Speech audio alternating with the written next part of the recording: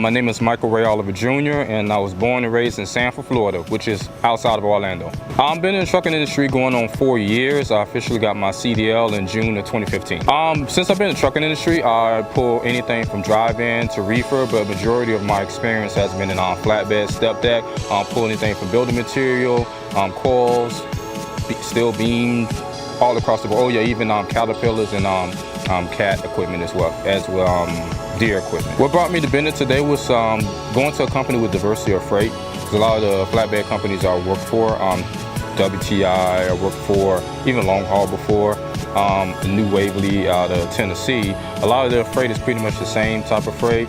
So I wanted to go to a company to have a diversity of freight to pull because my goal is to start pulling oversized load, pulling RGN trailers.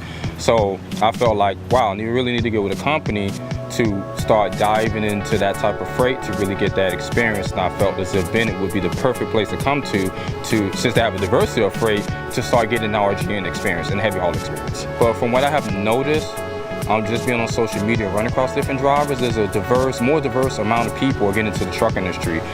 From young people like myself, I'm in my 30s, even people in their 20s. I'm starting to see more women into trucking. A lot of guys are probably stuck in their own ways, so they go by what they know.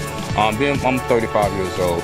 I do other businesses outside of trucking, and I have seen people of my age or younger or older, when they use social media or any type of social network, how they turn from a five-figure income to a six-figure to a seven-figure income just by utilizing social media and just by utilizing the internet. Because if you don't use social media, you're not going to be able to reach out to the people that's online, maybe looking for like, okay, I need this freight move, or I'm trying to get this information, or you're not gonna be able to establish those relationships and connections, because when it comes to anything in life, it's not really what you know, it's who you know.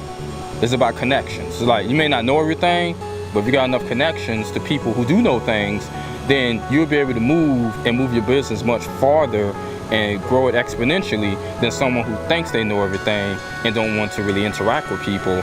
They're only gonna go but so far. So my 1 year goal is more or less building relationship with agents and also gaining knowledge so I can start moving into the heavy haul side. My 5-year goal has always been to more or less have a fleet of trucks. Outside of trucking, I wanted to get into the credit repair side, business credit side.